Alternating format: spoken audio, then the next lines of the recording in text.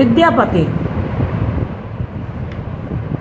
मैथिल कोकिल, बोलो ना, विद्यापति को किस नाम से पुकारा है?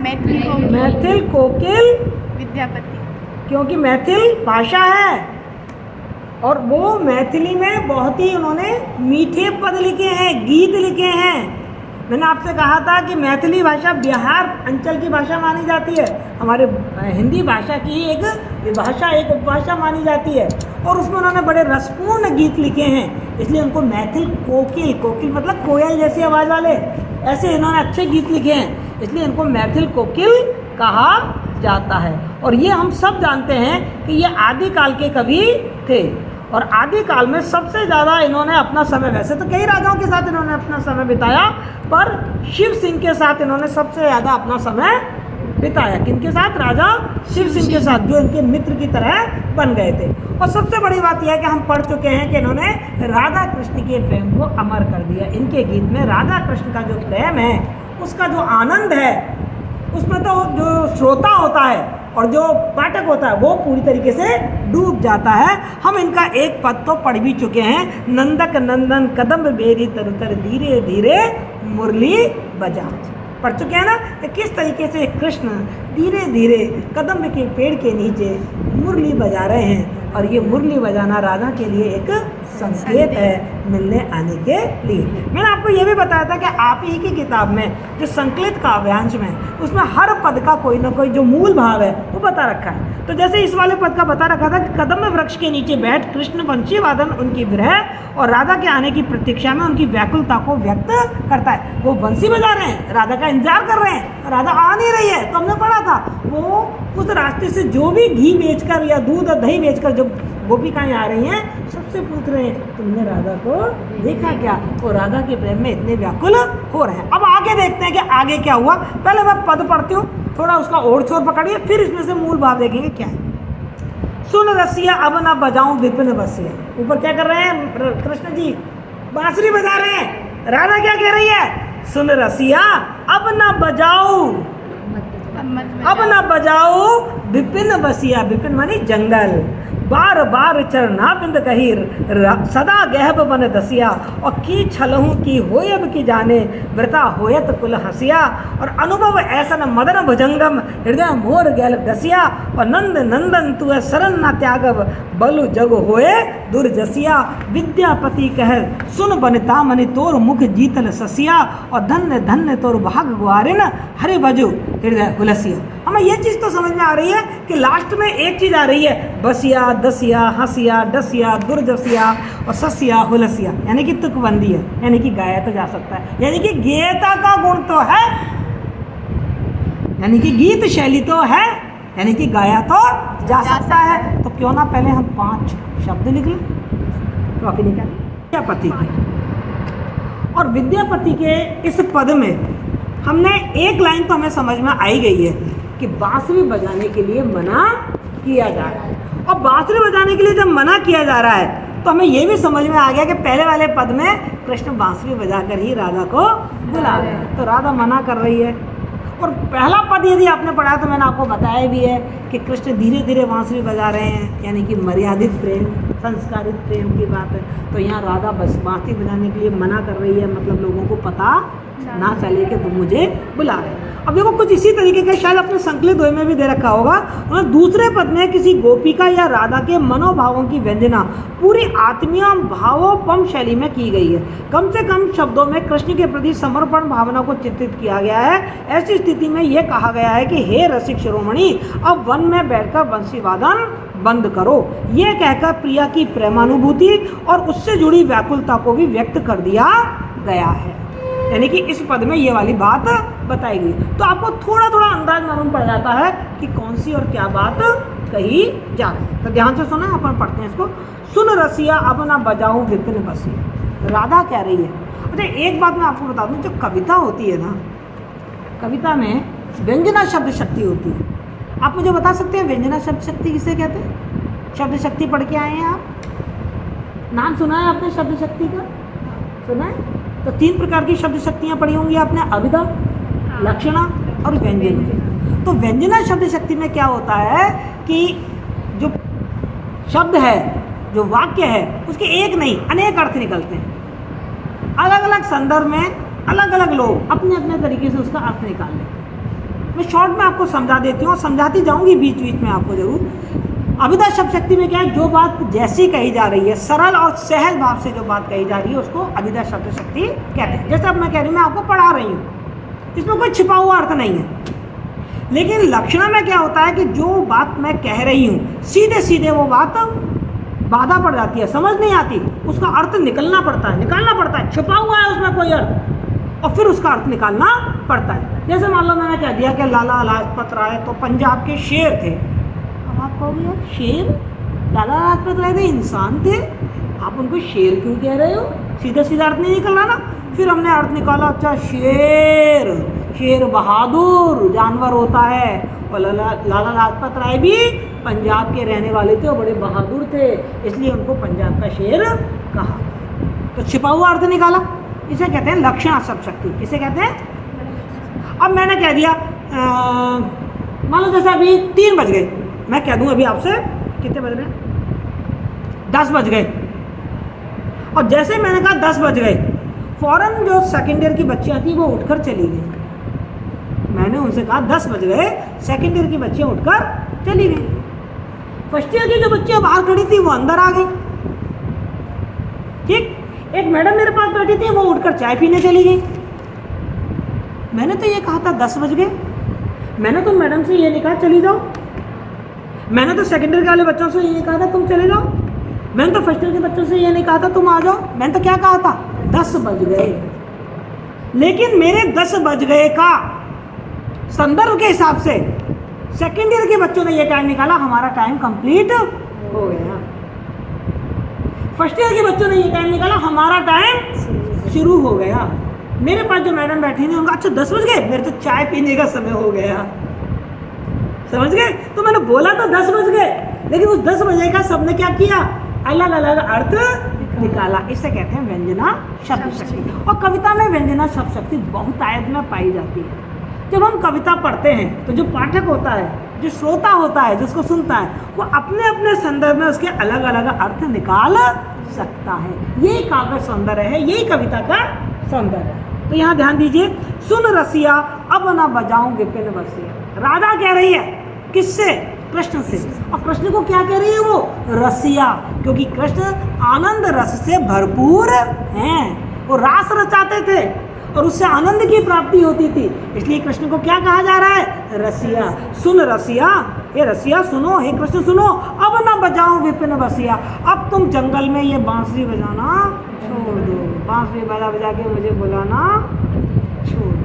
अब ये मैंने कैसे कह दिया मुझे बुलाना छोड़ दो? क्योंकि इसके पहले वाले पद में हम पढ़ चुके हैं कि कृष्ण बांसुरी बजाकर राधा को बुला रहे हैं। तो अब ना बजाओ विपिन बसिया, विपिन मानी जंगल, बसिया मानी बांसुरी। अब तुम जंगल में ये बांसुरी बजाना छोड़ दो। बार बार चर नार विंद गही, सदा रहब बन दसिया। और मैं बार बार तुम्हारे चरणों में, तुम्हारे चरणों को ग्रहण करती हूँ, तुम्हारे चरणों में अपने आप को समर्पित करती हूँ। चरणार विंद, चरण अरविंद, अरविंद कहते हैं कमल को। चरण कैसे बताए? कमल जैसे। तुम्हारे कमल जैसे चरणों में मैं बार बार वंदना करती हूँ, बार बार गही मानी पकड़ती हूँ। मैं तुम्हारे कमल रूपी चरणों को पकड़ कर ये प्रार्थना कर रही हूँ, सदा रहब बन दसिया, मैं सदा तुम्हारी दासी बनकर रहूंगी, अर्थात तुम्हारी भक्ति नहीं छोड़ूंगी। पर तुम बांसुरी बजाना छोड़ दो, जंगल में बांसुरी बजाना छोड़ दो, तुम्हारी दासी बन के रहूंगी, तुम्हारे चरणों में पड़ी रहूंगी, पर बांसुरी बजाना छोड़ दो। अब सवाल ये उठता है कि बांसुरी बजाना छोड़ने के लिए क्यों कहा जा रहा है? जब हमारी कविता में कोई कार्य बताया जाए और उस कार्य का कारण भी बता दिया जाए तो वहाँ काव्य लिंग अलंकार होता है। कौन सा अलंकार होता है? काव्य लिंग अलंकार। नाम सुना है कभी काव्य लिंग अलंकार का? नहीं। अब देखिए यहाँ कार्य बता दिया कि वो कह रही है कि बांसुरी बजाना छोड़ दो, आगे वो उसका कारण भी बताएगी कि क्यों छोड़ दो, तो हम काव्य लिंग अलंकार कहेंगे। की छलऊ की होयब के जाने वृता होय तो कुल हंसे।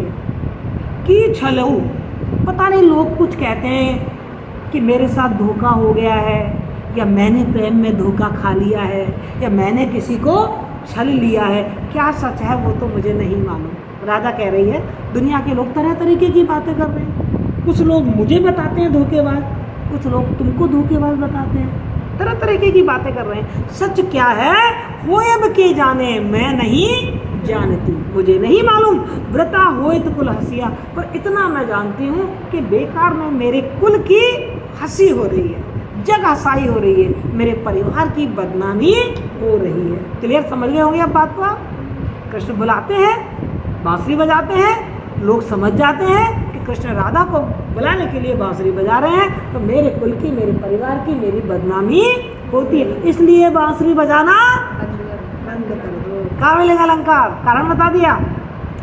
अनुभव ऐसा न मदन भुजंगम, हृदय मोर गैल डसिया। और ये नहीं है कि मैं तुमसे प्रेम नहीं करती हूँ, मतलब तुमको बांसुरी बजाने के लिए मना कर रही हूँ, इसका मतलब ये मत निकाल लेना कि मैं तुमसे प्रेम नहीं करती हूँ। बहुत प्रेम करती हूँ। मेरा अनुभव तो सुनो, मेरा अनुभव कैसा है। मेरा अनुभव ऐसा है, अनुभव ऐसा अनुभव है कि मदन भुजंगम। बेटा रूपक अलंकार फिर आ गया, मदन भुजंगम। मदन कहते हैं कामदेव को। मदन किसको कहते हैं? कामदेव। बहुत सारे देवता है ना हमारे यहाँ, तो हमारे यहाँ प्रेम का देवता किसको माना गया है? कामदेव को। प्रेम का देवता किसको माना गया है? कामदेव को। और भुजंगम मतलब सर्प। कामदेव रूपी सर्प मेरे हृदय में घुस गया है, अर्थात कामदेव ने मेरे हृदय में निवास कर लिया है, अर्थात प्रेम ने मेरे हृदय में निवास कर लिया है, अर्थात मैं तुमसे प्रेम तो बहुत करती हूँ। मैं यदि तुमको बांसुरी बजाने के लिए मना कर रही हूँ तो इसका मतलब ये मत समझना कि मैं तुम्हें प्रेम नहीं करती। तुम कामदेव हो और तुमने मेरे हृदय में क्या कर लिया है? बसेरा कर लिया है। जैसे अपन कहते हैं ना कि नाग की तरह बैठ गया है। नाग क्या होता है? जहां बैठ जाता है ना उसकी पूरी सुरक्षा करता है, छोड़ता नहीं है उस जगह को। जो सर्प होता है वो जब कुंडली मारकर किसी चीज पर बैठ जाता है तो उसकी रक्षा करता रहता है। तो ऐसे ही कामदेव रूपी भुजंग ने मेरे हृदय पे कब्जा कर लिया है, अर्थात मैं तुमसे प्रेम तो बहुत करती हूँ। ये मेरा अनुभव है। देखो रूपक अलंकार, चरणारविंद में भी रूपक अलंकार था, चरण को अरविंद कहा। मैंने आपको बताया था जब उपमेय उपमान को एक बता दिया जाए तो रूपक अलंकार। यदि ऐसा होता चरण कम अरविंद के समान तो उपमा अलंकार होता। ठीक है, तो यहाँ मदन भुजंगम में रूप अलंकार। नंद नंदन तू शरण न त्यागक, हे नंद के नंदन, हे नंद के पुत्र कृष्ण, मैं किसी भी हालत में तुम्हारी शरण नहीं त्यागूंगी, नहीं छोड़ूंगी, किसी भी हालत में मैं तुम्हारी शरण नहीं छोड़ूंगी, अर्थात तुमसे प्रेम करना नहीं छोड़ूंगी। बल जग होए दुर्जसिया, चाहे इसके लिए मेरी दुनिया में कितनी भी बदनामी क्यों ना हो जाए, पर मैं तुमसे प्रेम करना नहीं छोड़ूंगी। अब मुझे ये बता दीजिए, यहाँ आपको विद्यापति श्रृंगार कवि लग रहे हैं या भक्त कवि लग रहे हैं? श्रृंगार कवि लग रहे हैं। प्रेमी प्रेमिका की जो स्वाभाविक स्थिति होती है उस स्थिति का वर्णन उन्होंने डूब कर किया है। विद्यापति कहे सुन वनितामती, तोर मुख जीतल ससिया। अब विद्यापति राधा से कह रहे हैं, राधा या जो गोपिका कृष्ण से ये बात कह रही है उससे कह रहे हैं, विद्यापति कह रहे हैं कि हे वनिता, वनिता मानी स्त्री, मति मानी बुद्धिमती, हे बुद्धिमती स्त्री सुनो, तुम्हारा मुख है ना वो जीतल मानी शीतल है। कैसा है? ससिया, चंद्रमा की तरह तुम्हारा मुख शीतल है, चंद्रमा की तरह तुम्हारा मुख सौंदर्यशाली है, शोभा कारक है तुम्हारा मुख। धन्य धन्य तोर भाग्य ग्वालिन, हे ग्वालिन तेरा भाग्य तो बहुत धन्य धन्य है, तू बहुत भाग्यशाली है, बहुत सौभाग्यशाली है। सुंदर तो है ही पर तेरी किस्मत भी बहुत अच्छी है। क्यों किस्मत अच्छी क्यों बताइए? क्योंकि तेरे हृदय में कृष्ण का भजन बस रहा है, क्योंकि तेरे हृदय में कृष्ण बस रहे हैं। अब यहाँ पर हमको विद्यापति का भक्त रूप दिखाई दे रहा है, क्योंकि उन्होंने क्या कहा? हरि भजो हृदय उलसिया, हरि को भजने से तेरा हृदय क्या हो रहा है? खुश हो रहा है, प्रसन्न हो रहा है। हरि भजो मतलब हरि की भक्ति करना, और हृदय उलसिया मानी खुश हो रहा है, तो कृष्ण की भक्ति कर रही है, इसलिए तेरे हृदय में क्या भरा हुआ है? प्रसन्नता भरी हुई है, आनंद भरा हुआ है, खुशी भरी हुई है, इसलिए तेरा भाग्य बहुत धन्य धन्य है, इसलिए तू बहुत सौभाग्यशाली है। कौन सा अलंकार हो गया? कारण बता दिया, काव्यलिंग अलंकार। तेरा हृदय आनंद से भरा हुआ है, क्यों? इसीलिए तू क्या है? बहुत भाग्यशाली है। तो यहाँ पर शुरू की 4 पंक्तियाँ हैं, वहाँ हमें विद्यापति का श्रृंगारिक रूप दिखाई दे रहा है, लेकिन अंत की पंक्ति साफ कह रही है कि कृष्ण भक्ति भी उनकी काव्यों में हमको देखने को मिलती है। क्लियर? समझ में आया आपको? अब आपको उसका मूल भाव भी समझ में आ जाएगा। लेकिन मेरी बात को ध्यान में रखना, मैं क्या कह रही हूँ, राधा कृष्ण से बंशी बजाने के लिए मना कर रही है। क्यों?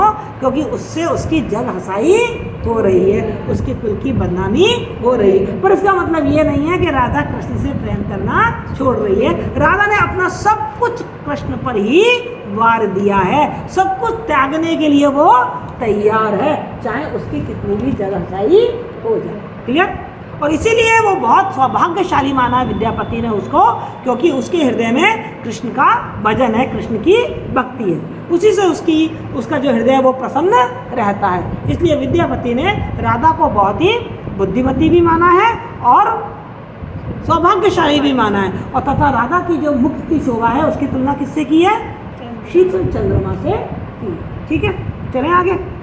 आगे वो क्या कह रहे हैं, विरह व्याकुल बकुल तरुतर पेखल नंद कुमार रे। और ये तो गाना आपको बहुत मिलेगा, आप कहीं जरा सा डाल के देखिए, आपको बहुत सारे वीडियो मिल जाएंगे जहाँ पर इस गाने को तन्मयता के साथ वो गा रहे हैं। तो विरह व्याकुल बकुल तरुवर, ये तो समझ में आ गया होगा, विरह में व्याकुल हो रहे हैं कौन? कृष्ण। अब अपन जोड़ें, कृष्ण ने बुलाया, राधा नहीं आई, मना कर दिया बांसुरी बजाने के लिए, तो कृष्ण की स्थिति तो और बुरी हो गई होगी ना, और ज़्यादा व्याकुल हो गए होंगे ना। उसी व्याकुलता का वर्णन इसमें किया गया है। विरह व्याकुल बकुल तरुतर पेखल नंद कुमार रे, और नील नीरज नयन सह सखी धरई नीर अपार रे, और पेख मलयज पंक मृगमद तामरस घन सार रे, और निज पानी पल्लव मूंद लोचन घरने पड़ असंभार रे, और बहई मंद सुगंध शीतल मंद मलय समीर रे, और जनी प्रलय कारक प्रबल पावक दही सून शरीर रे, अधिक बेपत टूट पड़े खिति मसन मुखता भाल रे, और मान मान तज सुंदर चलु राय रसिक सुजान रे, और सुखद श्रुति अति सरस दंडक कवि विद्यापति भान। देखो यहाँ से लास्ट लाइन में एक शब्द आया है दंडक, ये एक छंद का नाम है। दंडक किसका नाम है? छंद का। जैसे मैंने आपको बताया ना, सवैया छंद होते हैं, दोहा छंद होता है, सोरठा छंद होता है, ऐसे ये छंद है दंडक छंद है। कौन सा छंद है ये? दंडक। तो काव्य का विशेषता में लिखना पड़ेगा आपको, जब व्याख्या लिखोगे तो आप लिखोगे दंडक छंद है। और ये दंडक छंद है, ये वर्णिक छंद है, इसमें वर्ण गिने जाते हैं, और लाइन में गिनो आप 1 2 3 4 5 1 2 3 4 5 6 7 8 9 10 11 12 13 14 15 16 17 18 19 20 और 21। तो आप देखिए दंडक छंद है। कौन सा छंद है? दंडक छंद। तो छंद समझ में आ गया। अलंकार हम देख ही रहे हैं, और उपरास अलंकार भी आएगा, रूपक अलंकार आएगा बहुत, उपमा अलंकार आएगा बहुत, ठीक है, उत्प्रेक्ष अलंकार आएगा। लेकिन पहले इसका अर्थ समझना तो सब कुछ स्पष्ट हो क्या है। विरह व्याकुल, और बिल्कुल आप है ना पहले उस मन स्थिति में आ जाओ कि कोई प्रेमी है, वो अपनी प्रेमिका से बहुत प्यार करता है, बहुत प्यार करता है, उसको बुला रहा है, लेकिन प्रेमिका नहीं आ रही है, और वो जानता है कि प्रेमिका भी मुझे बहुत प्यार करती है, मेरे लिए सब कुछ त्यागने के लिए तैयार है, लेकिन जब वो नहीं आ रही है तो प्रेमी की स्थिति क्या होगी, वो स्थिति इसमें बताई गई है। तो आप देखिए कि विरह व्याकुल बकुल तरुतर पेखल नंद कुमार रे, एक सखी राधा से आके कह रही है कि राधा, कृष्ण ने तुझे बांसुरी बजाते बुलाया और तू गई नहीं, उल्टा तू बांसुरी बजाने के लिए और मना कर रही है। तेरी इन सारी परिस्थितियों के कारण कृष्ण की स्थिति कैसी हो गई तुझे पता है? मैं देख कर आई हूँ, पेखल माने देखना, मैं देख कर आई हूँ कृष्ण की कितनी व्याकुल स्थिति है।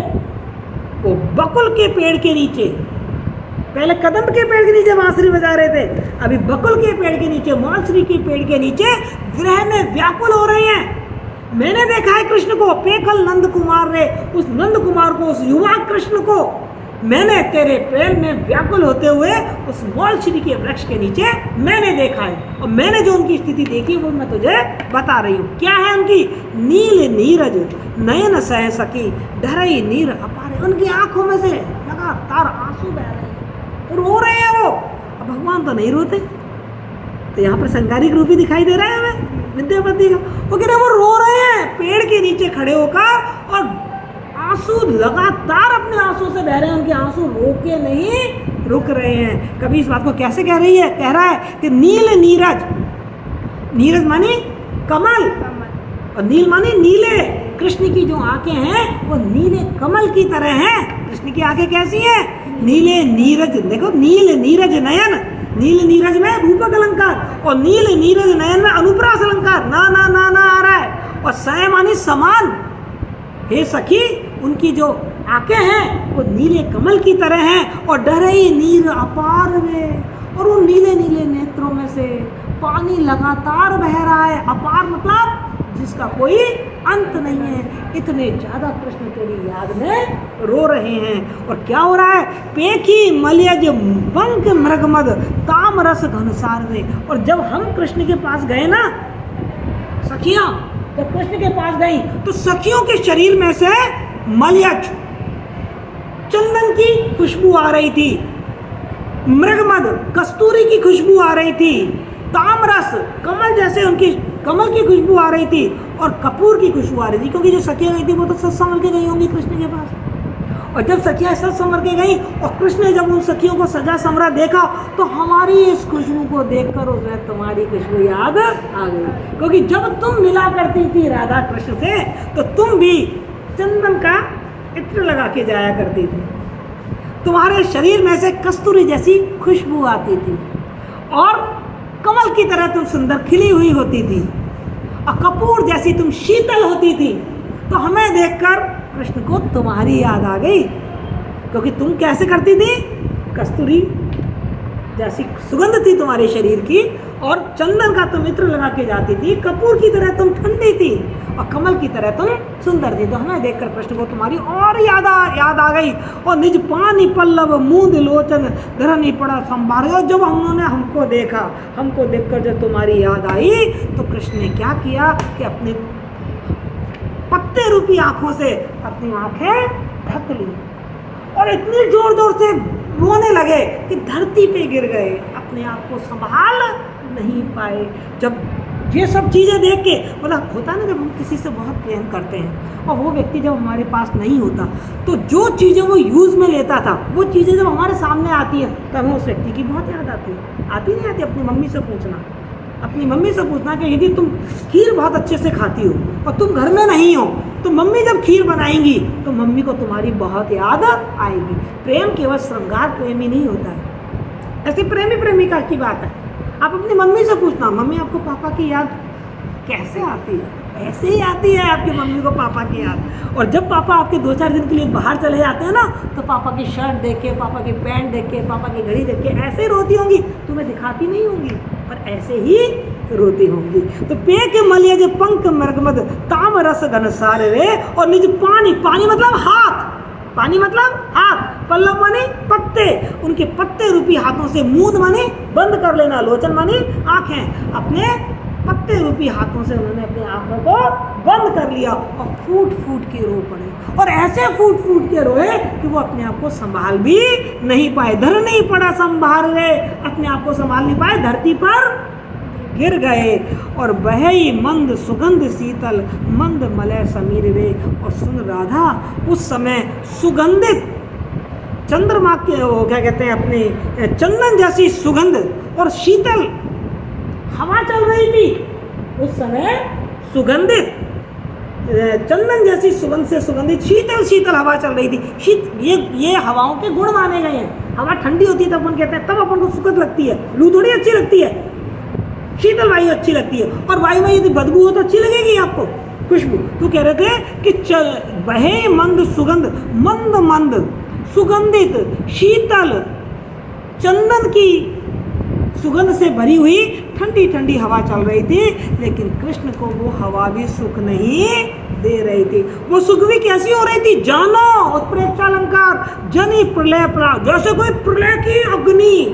वो मीत जो शीतल मंद जो हवा थी वो भी कैसे लग रही है? प्रलय की अग्नि की तरह लग रही थी कृष्ण को। और प्रलय की अग्नि की तरह वो कृष्ण के शरीर को जला रही थी। यानी कि जब राधा मिलती थी तो वो हवा कृष्ण को बहुत ही शीतल और मंद मंद लगती थी। लेकिन आज वही हवा प्रलय कालक, काल की तरह, मृत्यु की तरह, प्रबल पावक भयंकर अग्नि की तरह उनके सूने शरीर को जला रही थी। अधिक बेपत टूट पड़ी खिति मृसन मुक्ता भाल रे। और कृष्ण के माथे पर मोतियों की माला का मुकुट सजा हुआ था। लेकिन जब कृष्ण बहुत रो रहे थे ना, फूट फूट के रो रहे थे, तो जब फूट फूट के रो रहे थे तो उनका मुंह हिल रहा था, और उनका मुंह हिल रहा था तो जो मोतियों की माला उनके माथे पे सज रही थी ना, वो टूट के नीचे गिर गई। देखा क्या क्या बिंब बांधा है, एक व्याकुल, एक रोते हुए व्यक्ति का बिंब आपकी आंखों के सामने एक चित्र सा प्रकट हो गया होगा, एक बिंब बन गया होगा, एक दृश्य आ गया होगा, इसे कहते हैं बिंबात्मक शैली। तो वो कह रहे हैं कि अधिक बहुत ज्यादा फूट फूट के रो रहे थे, तो रास्ते पे सड़क पर उनके माथे पे जो मालाओं की जो मोती का मुकुट था वो टूटकर गिर गया, और मोती की जो मोती थे वो क्या हो गए, चारों तरफ बिखर गए। कैसे बिखर गए, मान मानी तजी सुंदर चलू जाए राय रासिक सुजान रे। और उनके जो मोती के माला हैं वो चारों तरफ जो मोती थे वो चारों तरफ बिखर गए। हे राधा तू सुन, मान मानी अपना मान, तूने जो अपना घमंड कर लिया है ना कि मैं तो मिलने नहीं जाऊंगी, वो आए तो आए, कर लेते ना, करते नहीं करते अपना ईगो, या 10 बार बुलाए तो जाऊँ, पहले 4-5 बार घुटने पे केवल बैठ के कहे आई लव यू तब मैं कहूँ। तो राधा मान कर रही है, तो विद्यापति कह रहे हैं तू अपने इस मान को, अपने इस ईगो को त्याग दे। सुंदर चलू, तू तो बहुत सुंदर है ना, चल और उस जो रसिक कृष्ण हैं उनको सुख प्रदान कर। सुखद श्रुति अति सरस दंडक, और उनकी स्तुति कर, उनकी स्तुति तू करेगी, उनकी भक्ति तू करेगी, उनसे प्रेम तू करेगी, तो तुझे बहुत सुख की प्राप्ति होगी। वैसे ही सुख की प्राप्ति होगी जैसे ये जो कविता है, ये जो दंडक छंद है, ये जैसे श्रोताओं को सुख देगा, पाठकों को सुख देगा, ऐसे ही तेरी भक्ति कृष्ण को सुख देने वाली होगी। क्लियर, समझ में आया? एक बिंब था आपके सामने, और यदि घर जाके नहीं पढ़ोगे तो समझ में नहीं आएगा। घर जाके पढ़ोगे, जो समझ में नहीं आए कल आके दोबारा से वही पंक्तियाँ मुझसे पूछते। Okay, thank you.